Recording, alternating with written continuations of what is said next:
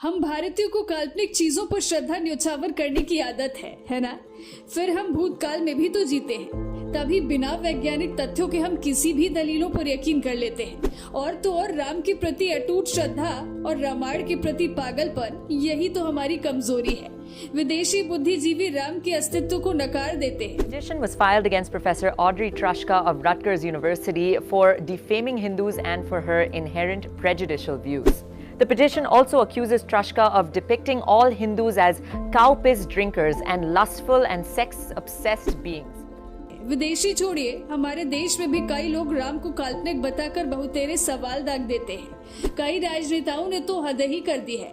राम के अस्तित्व को नकारते हुए उन पर कई मुकदमे चला दिए हैं। But while they took to the streets, the center told the Supreme Court that there is no scientific evidence to prove the existence of the characters or events of the Ramayana. Ram Setu is a sand formation, not a man-made structure. Ram Setu cannot be declared a national monument based on mythology.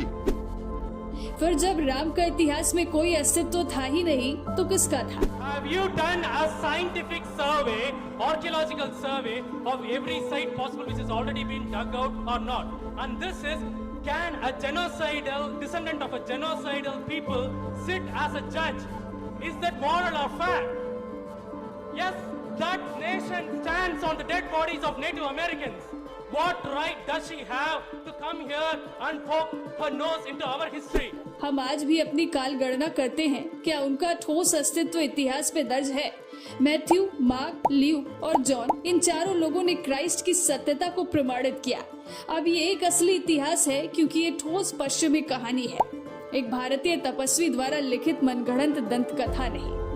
हम राम के अस्तित्व पर सवाल खड़े कर सकते हैं और राम को मान भी सकते हैं।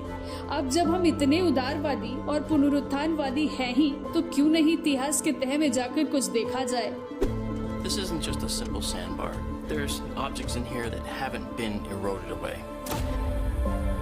There are stones that have been brought from afar and set on top of our sandbar island chain. The rocks are 7,000 years old, but are sitting on top of sand that is only 4,000 years old.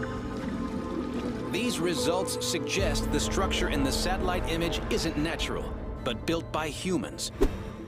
Ram का जन्म कब हुआ था, इसके बारे में एक ऋषि ने बताया है। महर्षि वाल्मीकि हमें बताते हैं कि चैत्र माह के 9वें दिन की दोपहर को जब पुरुवशु नक्षत्र आरंभ हुआ और कई दृश्यमान ग्रह उच्च स्थिति में थे, तब राम का जन्म हुआ।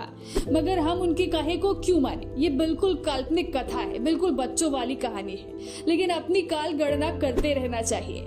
मैथ्यू, मार्क, ल्यूक और जॉन ने ये तक नहीं बताया कि कौन से वर्ष, ऋतु, माह या दिन में क्राइस्ट का जन्म हुआ।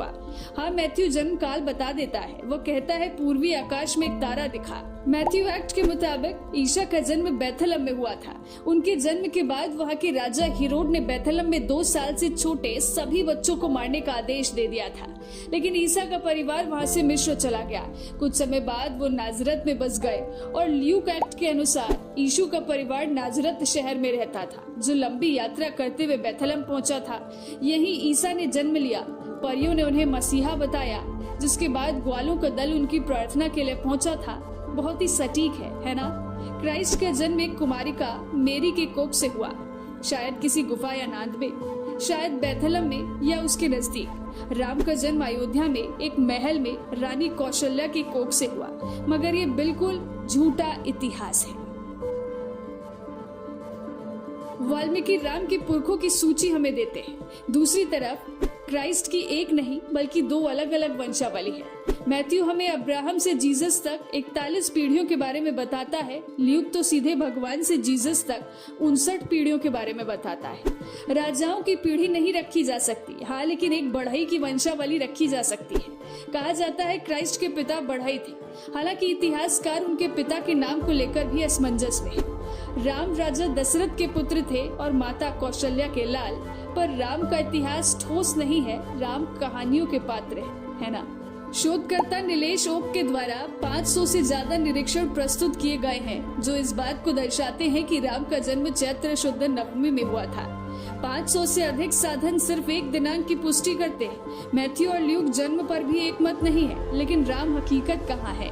राम कहानियों के पात्र हैं। बाकी आप समझदार हैं, राम के अस्तित्व को मान सकते हैं या नहीं भी मान सकते हैं, लेकिन अंग्रेजी कैलेंडर का इतिहास ठोस है, उसे मानते रहें।